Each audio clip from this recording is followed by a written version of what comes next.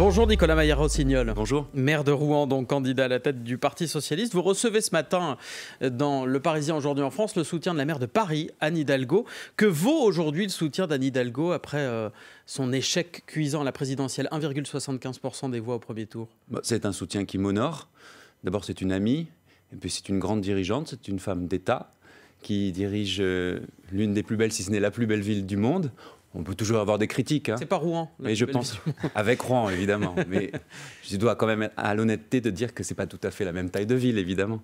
Non, mais je pense que c'est très important d'avoir une parole claire. Alors bien sûr, il peut y avoir des échecs, on peut ne pas être d'accord, mais je crois que tout le monde lui reconnaîtra son courage. Mais c'est une voix qui compte encore au sein du Parti Socialiste. Bien sûr, Anne Hidalgo. absolument, bien entendu. Est-ce que ce n'est pas la preuve que vous n'êtes, au fond, que l'instrument de règlement de compte interne au Parti Socialiste, ce soutien très appuyé ce matin? Alors c'est vrai qu'il y a quelques mois, parce que j'ai lancé un collectif qui s'appelle Refondation il y a quelques mois, et on me faisait exactement cette critique teintée un peu d'indifférence ou de mépris poli. Personne ne nous connaissait, après tout c'est normal. Et en fait, vous regardez le score de jeudi dernier, nous mettons en minorité la direction sortante, 30%. Et nous avons des soutiens. J'étais en Occitanie avec Carole Delga il y a 24 heures, partout en France, parce qu'il y a en fait une attente de militantes et de militants partout en France, parce qu'il y a une attente pour le renouveau de la gauche et en particulier du Parti Socialiste. Vous êtes arrivé donc deuxième à ce premier tour du scrutin, derrière Olivier Faure qui avoisine les 50%, vous êtes aux alentours de 30%. On ne comprend pas bien votre position dans ce scrutin. On a bien compris qu'Olivier Faure, lui, était partisan de la NUP, donc l'alliance notamment avec les Insoumis. Est-ce que d'ailleurs vous diriez qu'aujourd'hui le PS est dans la main des Insoumis ? Ce que je peux dire en tout cas, c'est qu'il y a eu un faux débat. Pour ou contre l'union de la gauche, c'est pas ça le débat. Alors c'est quoi le débat ? Je vais vous répondre, l'union de la gauche, on la porte tous les jours. Moi je vous avais dit que je suis maire de Rouen, c'est exact. Je porte l'union de la gauche à Rouen depuis des années. Le programme commun, Mitterrand. À vrai dire, les socialistes ont porté l'union de la gauche depuis longtemps, et pour 1, pour 2, pour 3. Non, le vrai débat, c'est où est la ligne gagnante à gauche ? Quel est le bon centre de gravité de cette gauche ? Est-ce qu'on évite le social-libéralisme, dans lequel le Parti socialiste a pu s'abîmer par le passé, mais est-ce qu'on évite aussi le social-populisme ? Et nous, notre ligne, elle est assez simple. Allier, oui. Aligner, non. Donc vous dites qu'il faut s'allier avec la France insoumise, mais pas sur le programme. Par exemple, sur la réforme des retraites à 60 ans, ce sont des choses dont vous ne voulez pas entendre parler ? D'abord, il faut dire tout simplement qu'aujourd'hui, peu de gens savent ce que le Parti socialiste pense par lui-même. Oui. Donc déjà, commençons par nous définir par nous-mêmes. Ce n'est pas par rapport à LFI et même par rapport au Verts ou au PC. Qu'est-ce que le Parti socialiste pense ? Vous pouvez me donner une idée socialiste ces 5 dernières années ? C'est franchement le Parti socialiste. Bien oui, mais la réponse est dans la question. Le PS n'a pas travaillé ces 5 dernières années ? Suffisamment. Il y a plein de gens formidables, il y a des talents extraordinaires, mais on n'a pas réussi à faire en sorte, soyons honnêtes, est-ce qu'on a perdu ou gagné des militants ? On en a eu 200 000, on en a près de 20 000 qui ont voté, je le dis, c'est pas une réussite. Est-ce qu'on a gagné ou perdu des élections ? On a plutôt perdu, et vous l'avez rappelé, parfois très lourdement. Est-ce que honnêtement, le Parti socialiste est au cœur de la gauche aujourd'hui ? Soyons lucides. On peut être fier, moi je suis fier d'être socialiste, et lucide sur son état. Maintenant, il faut du renouveau et du rassemblement. Et c'est ce qu'attendent les militantes et les militants partout. Mais est-ce que dans le contexte, le monde a changé ? Est-ce que dans le contexte, le renouveau de la gauche, c'est pas la France insoumise, c'est pas ce social-populisme à l'image d'un national-populisme porté par Marine Le Pen de l'autre côté de l'échiquier politique et qui fonctionne bien ? Vous savez, moi je crois à une gauche et à un Parti socialiste qui est clair sur son ambition, qui est clairement à gauche, mais qui est aussi clairement crédible.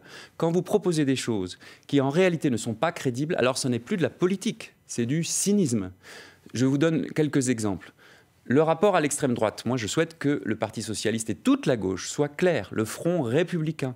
On vote contre l'extrême droite et on appelle explicitement à voter contre le candidat qui défend la République chaque fois qu'un candidat, quel que soit son parti républicain d'origine, et se retrouve face à l'extrême droite. L'Europe, moi je suis pro-européen, on peut être alter-européen, être demandeur d'une réorientation d'un certain nombre de politiques européennes, mais sortir de l'OTAN, sortir de l'Europe de la défense, ce serait une folie.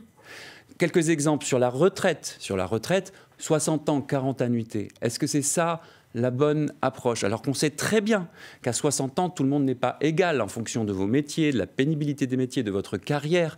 Vous n'êtes pas au même niveau de santé physique, mentale à 60 ans. Donc plutôt que d'avoir une gauche d'incantation ou de témoignage, moi une gauche qui témoigne, c'est bien. Moi j'ai envie d'une gauche qui gagne.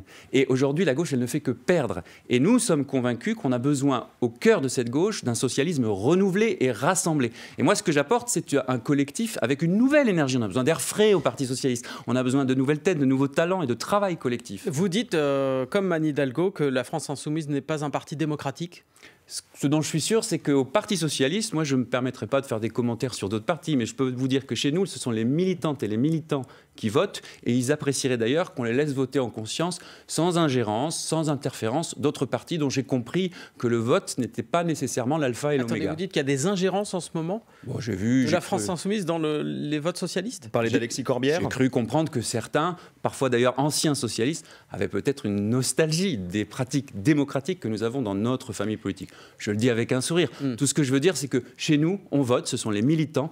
Vous savez, les militants socialistes, ils sont très peu nombreux maintenant.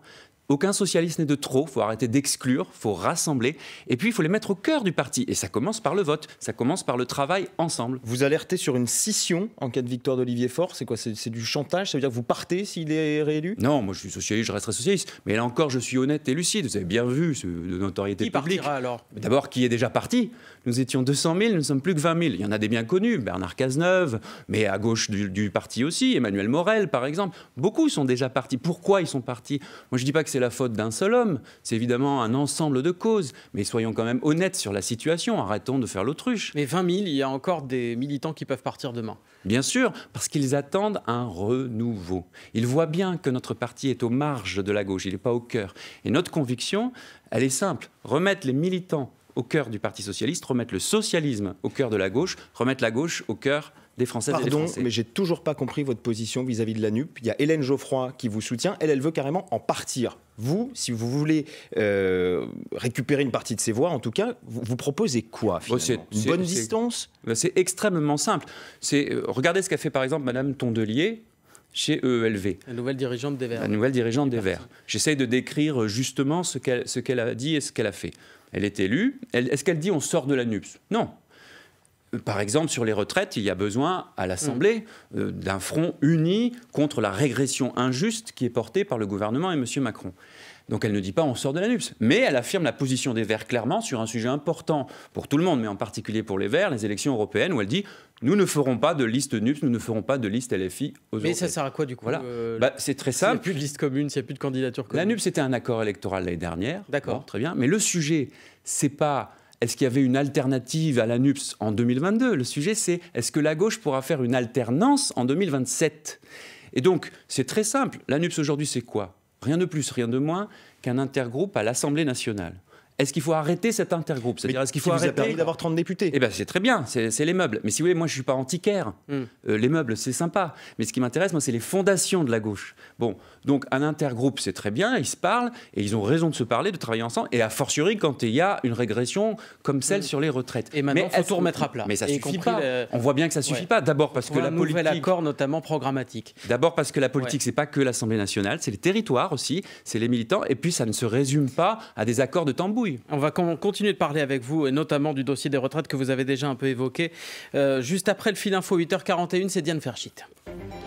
Noël Le Graët dit s'étonner des fuites sur le rapport des inspecteurs qui ont mené l'audit à la Fédération française de football. Ils ont émis un signalement à la justice concernant un éventuel outrage sexiste commis par le président de la 3F, Noël Le Graët, qui a été mis en retrait de ses fonctions mercredi.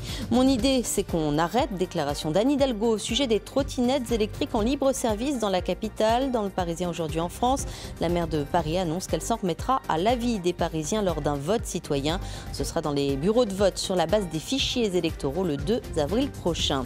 Le président ukrainien Volodymyr Zelensky remercie le Royaume-Uni, premier pays qui va envoyer à l'Ukraine des chars lourds, 14 de ces blindés au total. Et dans l'est de l'Ukraine, le bilan s'alourdit après une frappe russe qui a touché un immeuble de Dniepro. 18 personnes sont mortes, plus de 70 blessés. Au Népal, on apprend ce matin qu'un avion s'est écrasé avec 72 personnes à son bord. Selon un porte-parole de la compagnie Yeti Airlines, l'avion a pris feu. Des corps ont été retrouvés. On ignore pour l'heure s'il y a des survivants. France Info. Le 8-30 France Info. Adrien Beck. Laurent Sénéchal.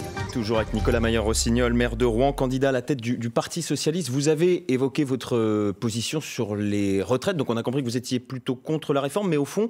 Totalement, c'est pas une réforme d'ailleurs, c'est une régression. Ce que je n'ai pas compris, c'est votre position à vous, c'est 60 ans, c'est 62 ans, c'est 43 années, c'est quoi votre position? Je vous remercie de poser la question, parce que c'est bien un des problèmes du Parti Socialiste aujourd'hui, c'est qu'on ne sait pas ce qu'il pense et on ne sait pas sa ligne, et c'est bien un problème. Olivier Faure dit l'objectif c'est celui de la NUP, c'est-à-dire 60 ans, mais c'est un objectif, précise Olivier Faure, c'est-à-dire il faut s'entendre sur en combien de temps on revient à la retraite à 60 ans. C'est réaliste?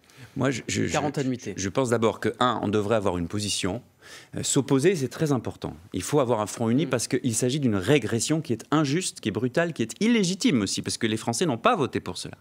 Mais ça ne peut pas être suffisant, il faut proposer. Et quand on propose, il ne faut pas proposer des trucs dont on sait très bien qu'on ne les ferait pas si on était aux responsabilités demain. C'est pas ça, rendre service. C'est irréaliste. Une vraie réforme de gauche des retraites, qu'est-ce que ce serait? Ce serait de tenir compte en particulier des carrières, des métiers, des pénibilités des métiers et des nouvelles pénibilités qui ne sont pas prises en compte dans ce projet de régression proposé par le gouvernement, pour arriver à faire une égalité, non pas de 60 ans pour tous, parce qu'on sait très bien qu'on n'est pas égaux à 60 ans en fonction de sa vie, mais en fonction du nombre d'années d'espérance de vie en bonne santé à la retraite. Il y a une différence de 6 à 10 ans entre les cadres et les ouvriers. Il y a 40% de différence de retraite entre les femmes et les hommes. Donc voilà des vrais sujets de gauche. Une retraite à la carte, c'est un peu ce que vous proposez, en fonction de la pénibilité de chacun, en fonction du secteur dans lequel on travaille.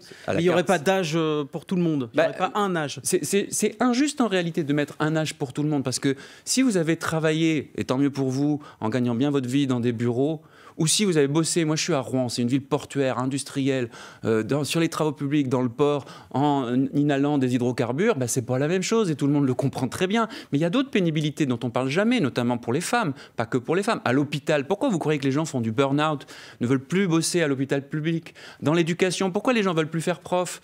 Il y a des raisons derrière et elles sont notamment liées à la pénibilité. Et puis il y a un sujet dont personne ne parle, c'est le pouvoir d'achat des retraités.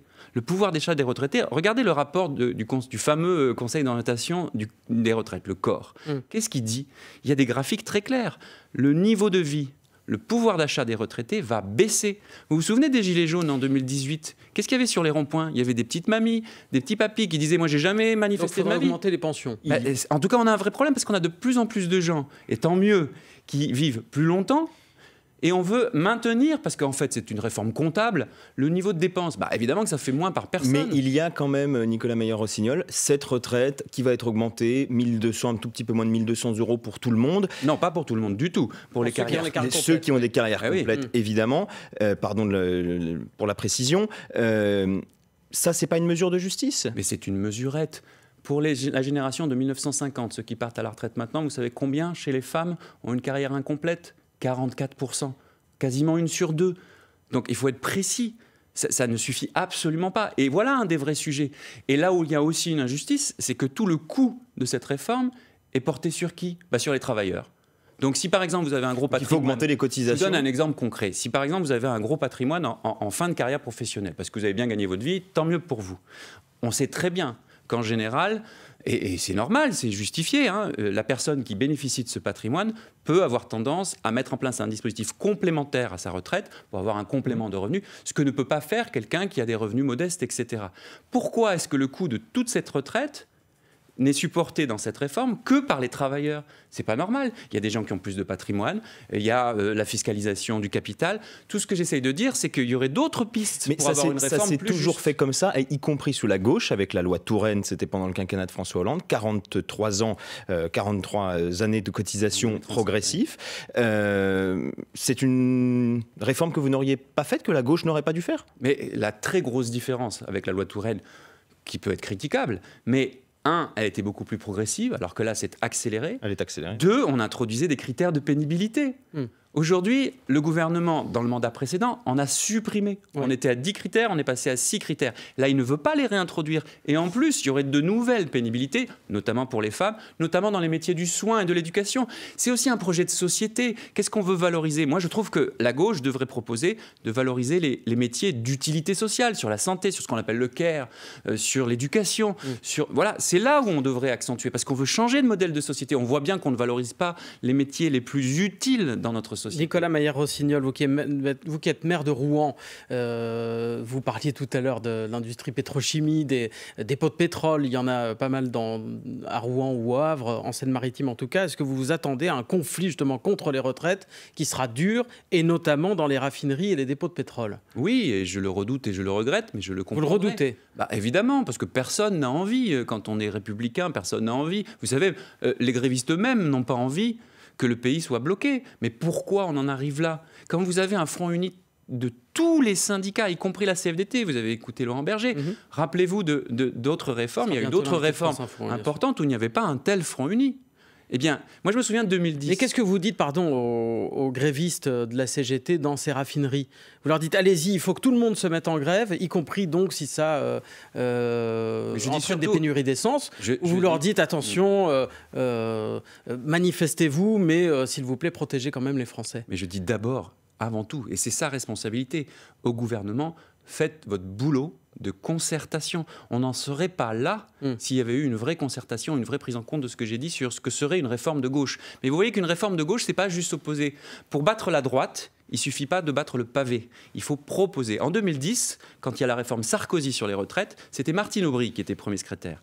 On a été derrière les syndicats en accompagnement, en soutien des grèves, dans les manifestations. Mais on avait aussi proposé un contre-projet. Voilà ce que j'attendrais d'un parti responsable, d'un vrai parti socialiste. Une dernière petite question sur la mobilité. Fin novembre, Emmanuel Macron annonçait vouloir développer des RER dans une dizaine de métropoles en France. Depuis, vous, maire de Rouen, avez écrit au président pour lui demander d'être territoire pilote. Est-ce qu'il vous a répondu? Non, il ne m'a pas répondu. Je l'attends. J'espère qu'il le fera. Vous allez être territoire pilote ou pas? J'espère, parce qu'on en a bien besoin. Si vous prenez le train ou si vous prenez les transports dans la région normande, vous voyez très bien qu'on en a bien besoin. Ça a changé quoi, cette intervention du président pour annoncer le RER? Rien du tout. Rien du tout à ce stade. C'est un effet d'annonce. Je le dis sans méchanceté ni critique. C'est un effet d'annonce. Il y a eu un emballement médiatique. La vérité, c'est que les sujets ferroviaires, ça met au moins 10 ans, et encore, je suis bien gentil. Et il faudrait maintenant que le gouvernement soit concret. Donc, je verrai bientôt Clément Beaune, qui est le ministre en charge de ces sujets, des transports, pour identifier concrètement comment on peut avancer. Je peux vous dire qu'effectivement, Rouen serait prioritaire. Il y en a d'autres. Strasbourg a bien avancé. Strasbourg a déjà, lancé. Oui. Mais parce que ça a été lancé bien avant l'annonce par le président de la République. Ce n'est pas l'annonce du président qui a accéléré les choses. Nicolas Maillère-Rossignol, merci beaucoup d'être venu ce matin dans le plateau de France Info. Vous qui êtes maire de Rouen, candidat donc à la tête du PS avec ce second tour qui aura lieu jeudi face au sortant Olivier Faure.